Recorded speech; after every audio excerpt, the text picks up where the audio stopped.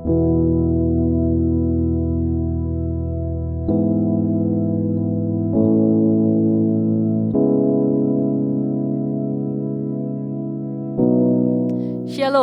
senang pada hari ini bisa berjumpa dengan Bapak Ibu Saudara kembali. Maka saya akan menyimpulkan apa yang sudah disampaikan kami dari GPPK House of Grace. Sepanjang bulan Maret kita sudah belajar mengenai Allah El Shaddai, yaitu Allah Maha Kuasa.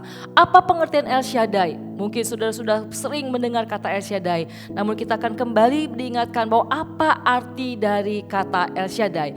El Shaddai mempunyai 4 pengertian. Yang pertama adalah Allah itu paling superior atau lebih unggul atau paling unggul dari segala kuasa yang ada. Yang kedua, El Shaddai juga punya pengertian bahwa Allah itu sanggup melakukan segala sesuatu sesuai dengan kehendak dan rencananya. Segala sesuatu di dalam tangan Allah, segala sesuatu dalam kendalinya Allah. Dan yang ketiga, Allah juga adalah Allah yang sanggup mencukupi atau memenuhi segala keperluan kita. Dan yang keempat, Allah El Shaddai itu atau Allah Maha Kuasa adalah Allah yang sanggup untuk menghancurkan setiap musuh-musuhnya. Dan kata El Shaddai atau Allah pertama kali memperkenalkan dirinya sebagai Allah yang Maha Kuasa itu kepada Abram atau yang dikenal dengan Abraham. Di dalam pasal 17 ayat yang pertama dikatakan bahwa ketika Abram berumur 99 tahun, maka Tuhan menampakkan diri kepada Abram dan berfirman kepadanya, "Akulah Allah yang Maha Kuasa, hiduplah di hadapanku dengan tidak bercela." Abram sudah pernah dijanjikan oleh Allah di dalam pasal yang ke-12 dari Kejadian bahwa Abram akan memiliki keturunan yang banyak, dia akan menjadi bangsa yang besar. Namun sampai berusia 99 tahun Abram belum punya keturunan. Secara manusia atau secara ilmu biologis, maka Abram dan Sarah istrinya tidak mungkin punya anak karena faktor usia yang sudah lanjut. Namun disitulah Allah menyatakan bahwa dialah Allah yang Maha Kuasa yang sanggup melakukan segala sesuatu. Manusia mengatakan tidak mungkin, namun bagi Allah yang Maha Kuasa itu menjadi mungkin. Dan betul, di tahun depannya pada waktu Abram berusia 100 tahun, maka Sarah melahirkan seorang putranya yang dinamai dengan Ishak. Dan kalau kita belajar dari kebenaran firman Tuhan, terlalu banyak ada contoh-contoh yang menunjukkan, yang menyatakan bahwa Allah itu adalah Allah yang Maha Kuasa. Dari mulai bangsa Israel keluar dari tanah Mesir menuju ke tanah Kanaan, maka Allah menunjukkan perkara-perkaranya yang hebat. Ketika mereka berjalan di sebuah laut yang namanya Laut Tebrau, di tengah-tengah di jalan yang kering, itu semua perbuatannya. Ketika mereka lapar, maka Tuhan memberikan mana. Ketika mereka bosan dengan mana, mereka menginginkan makan daging, Allah mengirimkan burung puyuh untuk mereka makan. Dan banyak lagi perkara-perkara yang Allah nyatakan, yang sungguh mengatakan bahwa dialah Allah yang Maha Kuasa. Apakah berhenti sampai di perjanjian lama? Tentu tidak. Kalau kita melihat dalam perjanjian baru, khususnya dari kehidupan Tuhan kita Yesus Kristus, maka sangat jelas juga bahwa Dia sebagai Allah yang Maha Kuasa. Di dalam Matius pasal 28 ayat 18 dikatakan Yesus mendekati mereka dan berkata, "Kepadaku telah diberikan segala kuasa di surga dan di bumi." Dan sepanjang pelayanannya ketika dia di muka bumi ini, walaupun punya waktu yang pendek kurang lebih 3,5 tahun, namun kita bisa melihat bagaimana dia menunjukkan dia juga sebagai Allah yang Maha Kuasa. Dia sanggup menyembuhkan, yang buta menjadi melihat, yang kemudian yang lumpuh berjalan. Dia sanggup melakukan semuanya itu. Bahkan ketika orang-orang belum makan, dia juga sungguh sanggup untuk mencukupi kebutuhan fisik mereka dengan 5 roti dan 2 ikan. Sementara yang makan 5.000 hanya laki-laki saja, belum perempuan dan anak-anak. Maka ketika Tuhan mengucap syukur di atasnya, maka 5 roti dan 2 ikan cukup untuk semua yang hadir makan. Bahkan ada sisanya. Bahkan bukan sampai di situ. Ada hal yang Tuhan nyatakan juga, yaitu di atas maut pun Dia sungguh berkuasa. Segala sesuatu dapat Dia lakukan karena Dia juga adalah Allah yang Maha Kuasa.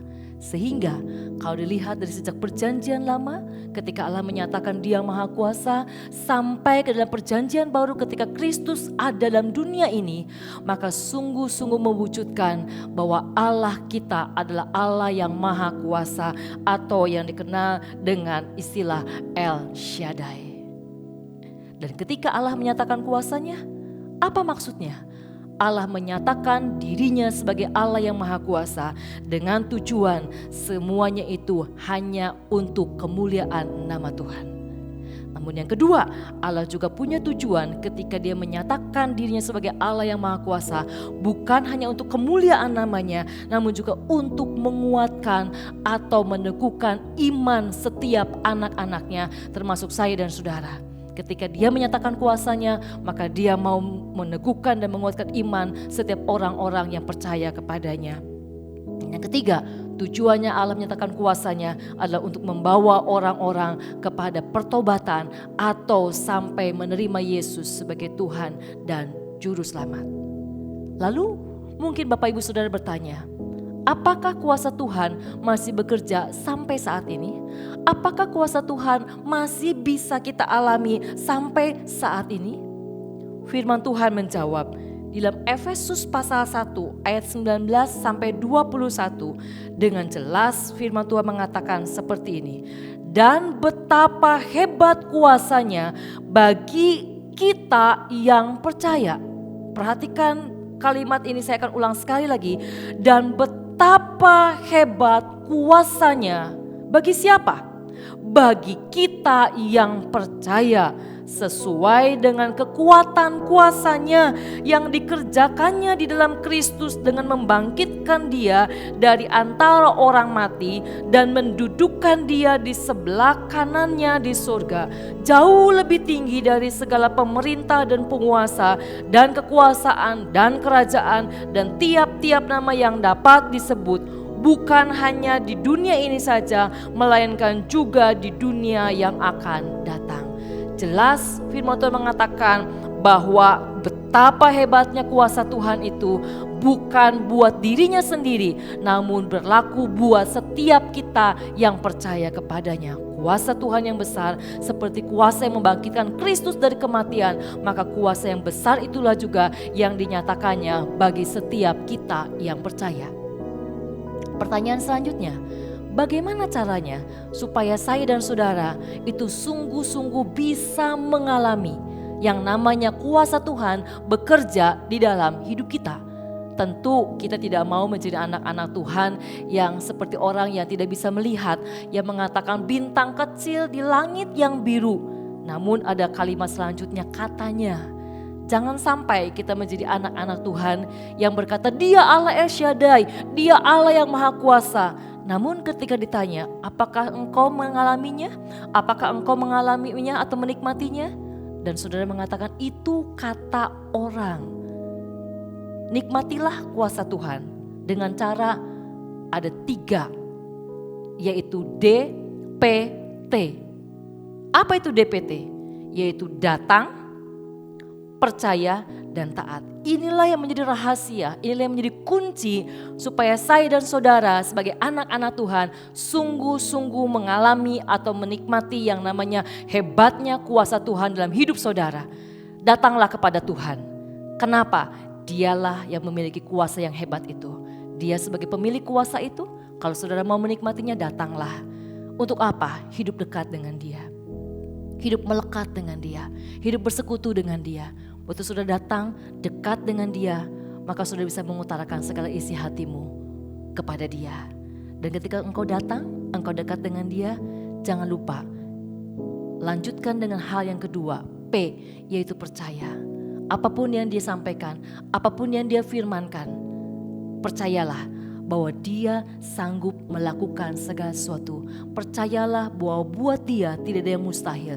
Percayalah bahwa buat kita pun sebagai orang yang percaya tidak ada yang mustahil, karena kita sedang berharap dan percaya kepada Allah yang sanggup melakukan segala sesuatu. Dan terakhir, jangan lupa harus disertai dengan yang namanya taat. Saudara sudah datang, sudah percaya, namun kalau sudah tidak taat, itu menjadi sia-sia adanya.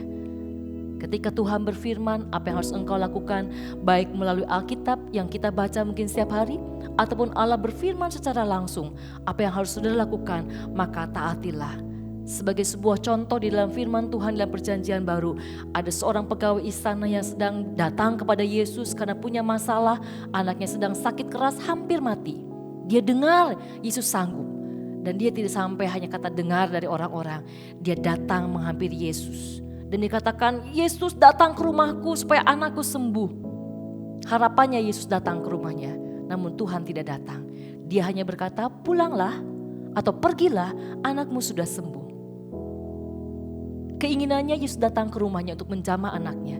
Namun Yesus hanya berkata, pergilah, anakmu sudah sembuh. Tidak masuk di akal. Yesus hanya berkata, tidak datang ke rumahnya. Namun pegawai istana ini percaya kepada Yesus. Buktinya apa? Dia taat, dia pulang ke rumahnya. Dan masih dalam perjalanan ada orang-orang yang menemuinya dengan menyampaikan kabar anaknya sudah sembuh. Disitulah 3 perkara ini dilakukan oleh pegawai istana tersebut. Datang pada Yesus, percaya dengan apa yang dikatakan Yesus, dan taat kepada apa yang dikatakan Yesus. Biarlah hal ini sungguh dialami oleh setiap kita, dan saya berdoa bagi saudara-saudara sekalian yang mengikuti atau mendengar mengenai hal ini, nikmatilah bahwa kita punya Tuhan Allah yang Maha Kuasa, Allah El Shaddai. Dan dia masih berkuasa menyatakan kuasanya sampai saat ini, bahkan sampai selama-lamanya sebelum dia datang kali yang kedua untuk menjemput setiap kita. Dengan sebuah karya atau rahasianya atau kuncinya dengan 3 hal ini, yaitu datanglah kepada dia, hidup dekat dengan dia, percaya kepada dia bahwa dia sanggup melakukan segala sesuatu. Dan yang ketiga, taatlah kepada apa yang Tuhan perintahkan. Doa saya, biarlah setiap saudara-saudara sebagai anak-anak Tuhan sungguh mengalaminya, menikmatinya, sehingga saudara bisa menyampaikan kepada semua orang bahwa kita punya Allah yang Maha Kuasa, yaitu Allah El Shaddai. Puji Tuhan, Tuhan Yesus memberkati Bapak Ibu Saudara sekalian.